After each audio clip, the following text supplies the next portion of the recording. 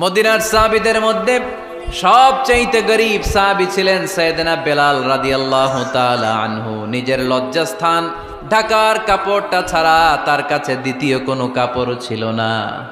সকালে যদি খাবার পেত, দুপুরে খাবার ছিল না, দুপুরে পেলে রাতের জন্য ছিল না, আজকে খাবার থাকলে কালকে নেই।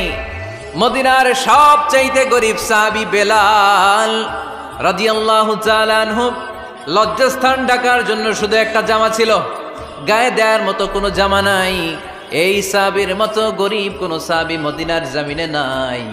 এই বেলাল রাদিয়াল্লাহু তাআলা আনহুকে বিশ্বনবী ডেকে বললেন, ইয়া বেলাল আনফিক ইয়া বেলাল লা তাখশা মিন যিল আরশি ইকলালা।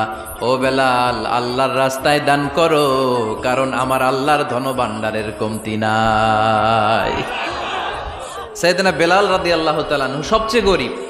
শুনতেছেন? বুঝতেছেন? সবচেয়ে গরীব। ডাউন পার্টটা ঢাকার মতো একটা গার্মেন্ট ছিল, একটা কাপড়, এটা পেঁচায় আসতো, নামাজ পড়তো। গায়ে রাখার মতো কোনো জামা নাই, আর খাবার দাবার টাকা পয়সা বলতে নাই। ওই সাহাবীরে বিষ্ণু ইসলাম বললেন, আনফিক বেলাল, বেলাল তুমিও দান করো, তুমিও দাও, দানের হাতকে প্রশস্ত করে দাও। আনফিক ইবনা আদম উনফিক আলাইক, হে বনি আদম দাও, দিলে আমি তোমারে দেব। কেজির এটা হুজুরে দিয়ে দিলাম, এরপরে কেউ আমার 20 কেজি দিলে ওইটা ধরবো, ওইটা আবার আরেকজনরে দিব, এরপরে আরেকজন 30 কেজি দিলে ওইটারে ধরবো। কথা বলেন, কথা বলেন, কথা বলেন। এজন্য আল্লাহ বললেন, ইনফিকুনা ফিস সাররাই ওয়াদ দাররা। আমার মুত্তাকি বান্দার প্রথম গুণ, তারা সুখে দুঃখে সব সময় দান করে, দানের ধারাবাহিকতা সব সময় অব্যাহত রাখে। যারা সুখে দুঃখে সচ্ছল অসচ্ছল সব অবস্থায় দান করে, তাদের নাম হলো মুত্তাকি। মুত্তাকিদের প্রথম বৈশিষ্ট্য দান করে। আপনারা দান করেন তো? কিশোরগঞ্জের ভাইয়েরা সবাই করেন? করেন তো? Take it as a reminder. আজকের এই আলোচনাটা একটা রিমাইন্ডার হিসেবে নেন। যাদের দান করতে একটু সমস্যা, মনে থাকে না, অলসতা বা একটু কিপটামির মনোভাব আছে, এই কিপটামি কৃপণতা ভুলে যান, দেন। দেন না একটু, আপনারা দিবে কে? বিশ্বাস হয়? দিলে বাড়ে, দিলে না দিলে কমে, কারণ আপনি দিলে আপনারে দিবে কে? তবে গোপন অবস্থায় দেওয়াটা উত্তম। প্রকাশ্য দান করলে আল্লাহ কবুল করেন, ওইটাতেও সওয়াব আছে, কিন্তু গোপনে দান করলে বেশি খুশি হয় কে? গোপনে দান করলে আল্লাহর রাগ ক্রোধ কমে যায়। আপনার কোনো পাপের কারণে আল্লাহ যদি আপনার উপর রেগে থাকে, আপনি গোপনে কিছু দান করে দেন, ওই রাগটা মুহূর্তেই ঠান্ডা হয়ে যাবে। 7 শ্রেণীর ব্যক্তিকে আল্লাহ তাআলা আরশের নিচে ছায়া দিবে কিয়ামতের দিন, যেদিন আকাশের সূর্যটা মাথার কাছে চলে আসবে, জমিনটা তামার জমিন হয়ে যাবে, তৃষ্ণায় মানুষের জিহ্বা বের হয়ে কুকুরের মতো নাভির সামনে ঝুলতে থাকবে। সূর্যের প্রচন্ড কিরণ আর তাপে মাথার মগজগুলো গলে গলে নাকের ছিদ্র আর কানের ছিদ্র দিয়ে ভাতের মাড়ের মতো টপ টপ করে বেয়ে বেয়ে পড়বে। আল্লাহর আরশের ছায়া ছাড়া সেদিন আর কোনো ছায়া থাকবে না। বিষ্ণু বললেন, 7 শ্রেণীর ব্যক্তিকে আল্লাহ তাআলা সেদিন আরশের নিচে ছায়া দিবে। তার মধ্যে থেকে 1 শ্রেণীর ব্যক্তি, কিশোরগঞ্জের ভাইয়েরা খেয়াল করে শুনেন, তার মধ্যে 1 শ্রেণীর ব্যক্তি হচ্ছে রাজুলুন তাসাদ্দাকা বিসাদাকা ফাআখফাহা। 1 শ্রেণীর ব্যক্তি হচ্ছে ওই ব্যক্তি যে গোপনে আল্লাহর জন্য দান করে। হাত্তা লা তা'লামু শিমালুহু মা তুনফিকু ইয়ামিনু। এমন গোপনে এসে আল্লাহর রাস্তায় দান করে দেয়, তার ডান হাত কি দান করেছে বাম হাত টের পায় না। ডান হাত কি দিল, বাম হাত দেখে নাই। অন্য মানুষ জানা তো দূরের কথা, এই গোপন দান আমার আল্লাহর কাছে খুব প্রিয়। এজন্য একটু দান করার অভ্যেস করেন, অল্প করে করেন। আজকে যে এই 5 টাকা দান করে দেন মসজিদে, 2 টাকার নোট থাকলে দান করে দেন, 1 টাকার পয়সা থাকলে দান করে দেন। দান করতেই হবে, কারণ মুত্তাকি হতে চাইলে এই দানের ধারাবাহিকতা কন্টিনিউয়াসলি এটা রাখতে হয়, এটা থামানো যায় না। সময় ভালো বেশি দিলাম, সময় খারাপ কম দিলাম, কিন্তু দিতে হবে। রাজি আছেন? আল্লাকা সিররুন ইনদাল্লাহ বাইনাকা আনতা ওয়া বাইনাল্লাহ, আল্লাকা সাদাকাতুন তাখফা লা ইয়ালামুহা ইল্লাল্লাহ, আল্লাকা সিররুন ইনদাল্লাহ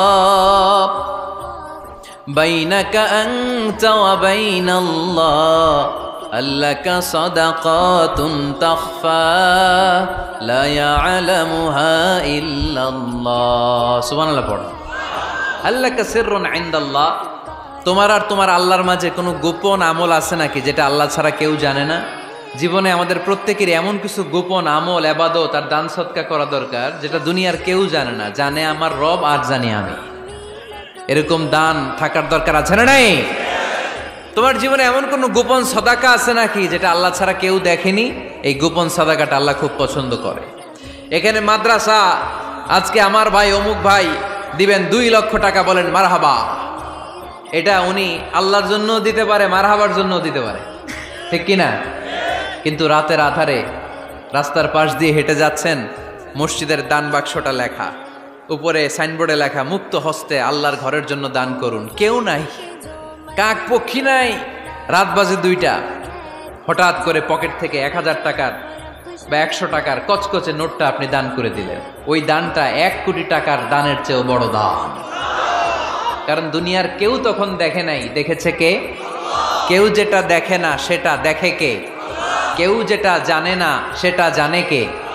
সবার চোখ ফাঁকি দেয়া গেলেও আমার আল্লাহর চোখ ফাঁকি দেয়া যায়? এজন্য দান করতে হবে একজনের খুশির জন্য। তিনি কে? এজন্য রাব্বুল আলামিন বলেন, মাসালুল্লাযীনা ইউনফিকুনা আমওয়ালাহুম ফি সাবিলিল্লাহি কামাসালি হাব্বা আনবাতাত সাবআ সানাবিলা ফি কুল্লি সুমবুলাতিন মিআতু হাব্বা ওয়াল্লাহু ইউদাঈফু লিমান ইয়াশা ওয়াল্লাহু ওয়াসিউন আলীম। সুবহানাল্লাহ পড়েন। আল্লাহ বললেন, এই যে তোমরা আমার রাস্তায় দান করো, এটার উপমা একটা চারা বীজের মতো। এই চারা বীজ জমিনে গেড়ে দিলে সেখান থেকে 60টা শীষ গজায়, প্রতিটা শীষ থেকে 100টা করে দানা হয়, প্রতিটা শীষে জন্ম নেয় শত শস্য দানা। সুবহানাল্লাহ। চারা বীজ ছিলেন না, মাটিতে ঢুকাই দিলেন, 60টা শীষ গজালো, প্রতিটা শীষে আবার 100টা করে দানা, মোট কটা হইল? 700টা। এক চারা বীজ থেকে যেমনি 700 দানা গজায়, তেমনি 1 টাকা দান করলে এরকম 700 গুণ সওয়াব আপনার আমলনামায় ঢুকাই দিবে কে? যারা দুনিয়ার বুকে প্রকাশ্যে গোপনে দান করত, সচ্ছল আর অসচ্ছল অবস্থায় দান করত, কিয়ামতের দিন যখন তাদেরকে তাদের আমলনামা দেয়া হবে, আমলনামা দেখে বলবে, আল্লাহ এত সওয়াব দুনিয়ার বুকে আমি করি নাই, অন্য কারো আমলনামা তোমার ফেরেশতারা ভুল করে আমারে দিয়েছে।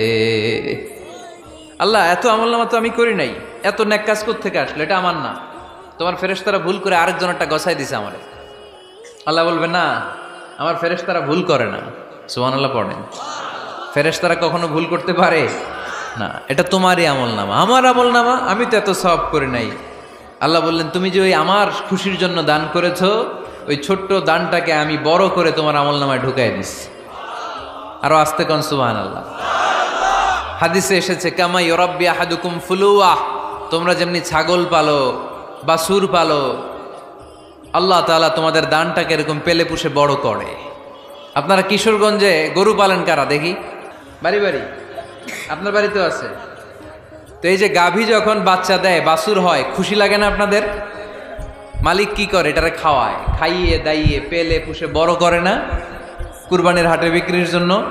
আল্লাহ বললে, তুমি যে ওই ছোট্ট দান করেছো, তোমার এই ছোট্ট দানটা আমিও এটারে খাইয়ে দাইয়ে পেলে পুষে বড় করে উহুদ পাহাড়ের সমান করে তোমার আমলনামায় ঢুকিয়ে দিয়েছি। এজন্য আল্লাহ বললেন, আল্লাযীনা ইউনফিকুনা ফিস সাররাই ওয়াদ দাররা, মুত্তাকিদের প্রথম গুণ সচ্ছল আর অসচ্ছল উভয় অবস্থায় আল্লাহর জন্য তারা দান করে। সুবহানাল্লাহ পড়েন। তাহলে মুত্তাকিদের প্রথম গুণ, তারা কি করে? জোরে বলেন, সবাই বলেন, আবার বলেন।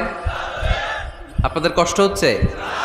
দোয়া করে ফেলি আমরা তো। গলার আওয়াজ এত অল্প কেন?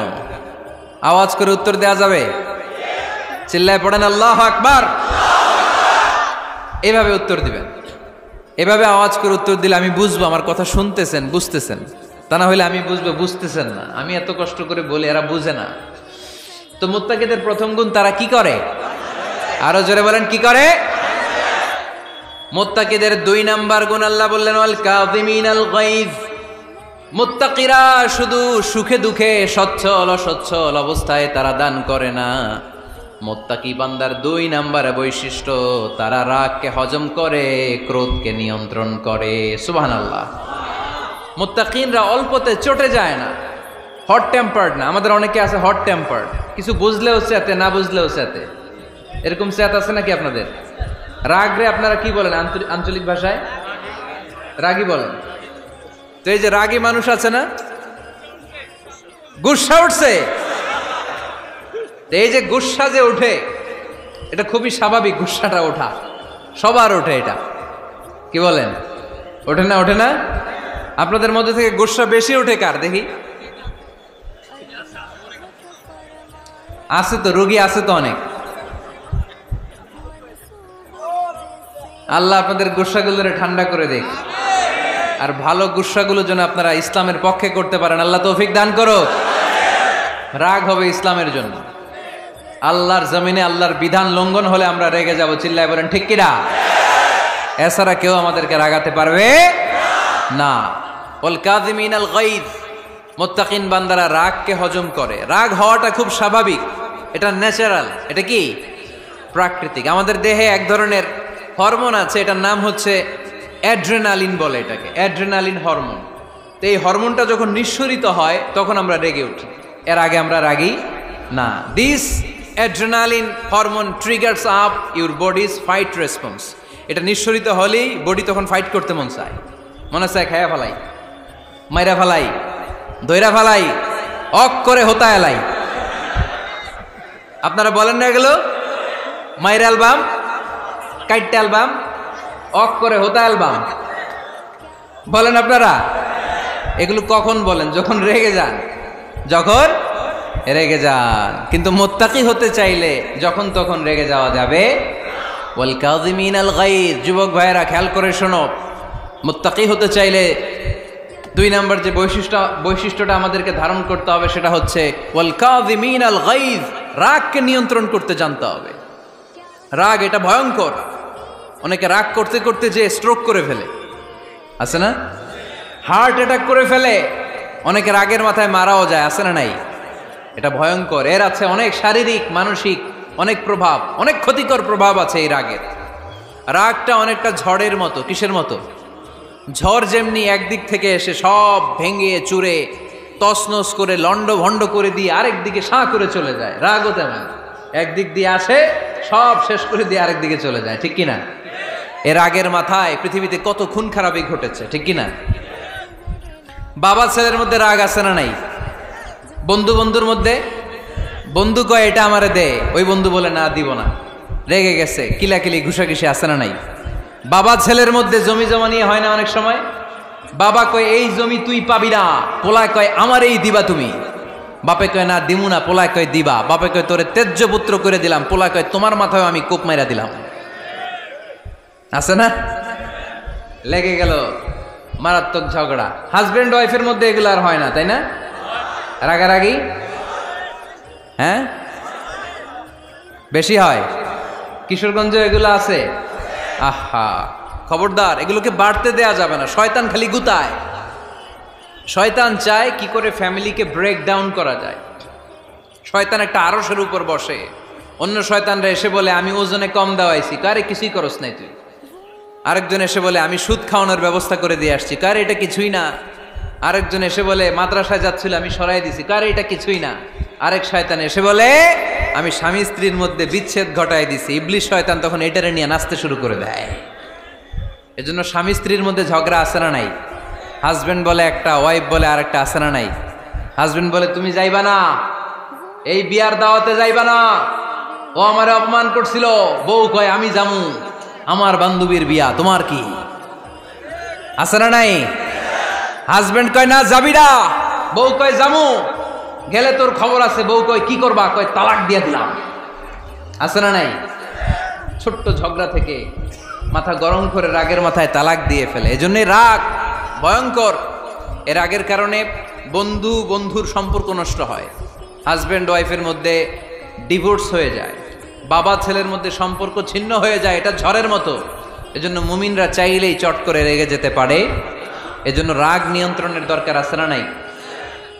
এজন্য আল্লাহ বললেন والذين ينفقون أموالهم في سبيل الذين ينفقون في السراء والضراء والكاظمين الغيظ والعافين عن الناس মুমিন বান্দার মুত্তাকিদের প্রথম গুণ দান করে, মুত্তাকিদের দ্বিতীয় গুণ তারা রাগকে হজম করে। সুবহানাল্লাহ পড়ে। রাগকে কি করতে হবে? জোরে বলেন কি করতে হবে? আল্লাহ রাসূল বললেন লাইসা শাদীদু বিসসুরআ, কুস্তি খেলে যে অন্যকে মাটিতে শুইয়ে দিতে পারে সে আসল শক্তিশালী না। ইন্নামাশ শাদীদুল্লাযী ইয়ামলিকু নাফসাহু ইনদাল গাদাব, রাগের মাথায় যখন নিজেকে যে নিয়ন্ত্রণ করতে পারে আল্লাহর কাছে ওই ব্যক্তিটাই শক্তিশালী। কুস্তি খেলে আরেকজনের শোয়াই দিলেন, এ শক্তিশালী না, বরং শক্তিশালী তো সে যে রাগের সময় নিজের উপর নিয়ন্ত্রণ রাখে। He can control himself in the time of anger. যখন সে রেগে যায় তখন সে নিজেকে নিয়ন্ত্রণ করতে পারে, সেই শক্তি।